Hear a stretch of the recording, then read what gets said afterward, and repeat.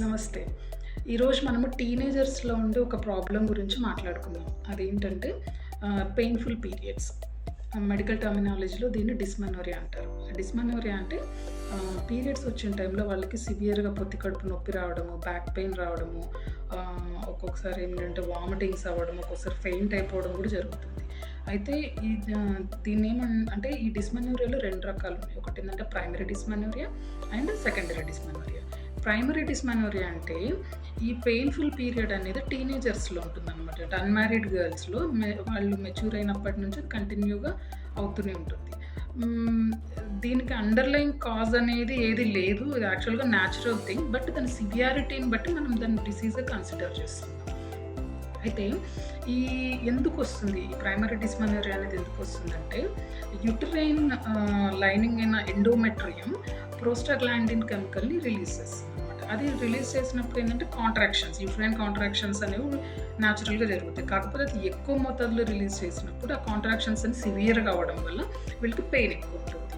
అయితే ఈ ఈ అంటే పెయిన్ నార్మల్‌గా ఉన్నంత వరకు బేర్ చేస్తే పర్లేదు. కాకపోతే అన్‌బేరబుల్ పెయిన్ అండ్ ఒక్కొక్కసారి వాళ్ళు ఫెయింట్ అయిపోయే స్టేజ్‌కి వచ్చినప్పుడు మనం దీని గురించి అంటే సీరియస్‌గా తీసుకొని ట్రీట్ చేసుకోవాల్సి వస్తుంది. అండ్ సెకండరీ అమెనోరియా అనేది అంటే మ్యారీడ్ ఉమెన్‌లో డిఫరెంట్ ప్రాబ్లమ్స్ అంటే PCOD, fibroids and intrauterine devices complications ఇలాంటి వాటి వల్ల వాళ్ళకి ఒక అండర్‌లైన్ కాజ్ ఉండడం వల్ల పెయిన్ వస్తుంది. దీన్ని మనం సెకండరీ అమెనోరియా అంటాం. అయితే దీని గురించి మనం తర్వాత మాట్లాడుకుందాం. So today we will talk about only primary dysmenorrhoea. ఈ ప్రైమరీ డిస్మెనోరియాలో ఎప్పుడైనా కూడా పేషెంట్‌కి పెయిన్ అనేది సివియర్‌గా ఉన్నప్పుడు అంటే ట్రీట్మెంట్ ఈవెన్ అంటే మన మోడర్న్ మెడిసిన్‌లో సొల్యూషన్ ఏముంటుందంటే అనాల్జెసిక్స్ ఇవ్వడం కానీ, లేదంటే యాంటీ ప్రోస్టాగ్లాండిన్ మెడిసిన్ ఇవ్వడం కానీ, ఒక్కోసారి యాంటీస్పాస్మోటిక్స్ ఇవ్వడం కానీ ఉంటుంది. అయితే అవి టెంపరరీగా వాళ్ళకి సొల్యూషన్ అనమాట. మళ్ళీ నెక్స్ట్ పీరియడ్ రాగానే కండిషన్ సేమ్. మళ్ళీ అలానే వాళ్ళు సఫర్ అవ్వాల్సి వస్తుంది. అయితే ఆయుర్వేదంలో దీని గురించి ఏం చెప్పారంటే, ఆయుర్వేదంలో డిస్మెనోరియాని కష్టార్తవం అని చెప్పేసి మెన్షన్ చేశారు. కష్టార్తవం అంటే డిఫికల్ట్ మెన్స్ట్రుయేషన్. ఇది ఎందుకు అవుతుంది? అయితే మనం ఇంతకుముందు మాట్లాడుకున్నాము వాతపిత్త కఫాల్లో వాతంలో సబ్ డివిజన్స్ మళ్ళీ 5 ఉన్నాయి. దాంట్లో అపానవాతం, వ్యానవాతం, ఉదానవాతం ఇలా. సో దీంట్లో ఏమంటే అపానవాతం.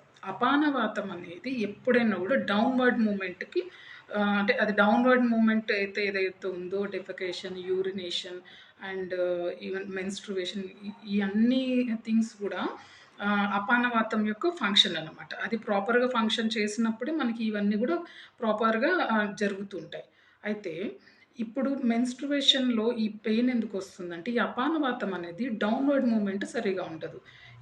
ఎందుకు అంటే మనము ఒక డేలో కనీసము 7-8 అవర్స్ ఈవెన్ పిల్లలు గానీ, వర్కింగ్ వుమెన్ గానీ చాలా వరకు అందరం ఒక సీట్‌లో కూర్చున్నామంటే, ఆ అపానవాతం అనేది కిందకి వెళ్ళడానికంటూ ఒక అవుట్‌లెట్ లాగా ఏది ఉండదు. అంటే అలా స్టక్ అయిపోయి ఉంటది. సో, వాతం అనేది దాని వాతం యొక్క గుణం ఏంటి? మూవ్‌మెంట్. అది ఒక దగ్గర ఉండలేదు.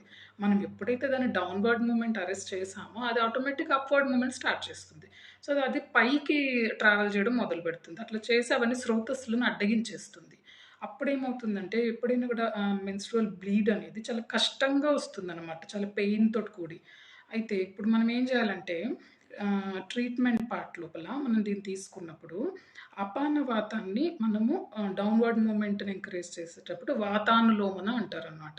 ఈ ప్రక్రియని వాతానులోమనం చేయడం ఏంటంటే, వాతం అనేది న్యాచురల్‌గా తను ఎలా అయితే ఫ్లో అవుతుందో డౌన్‌వర్డ్ ఫ్లో, దాన్ని మనం ఎంకరేజ్ చేసే ట్రీట్మెంట్స్ గానీ, మెడిసిన్ గానీ ఇవ్వాల్సొస్తది.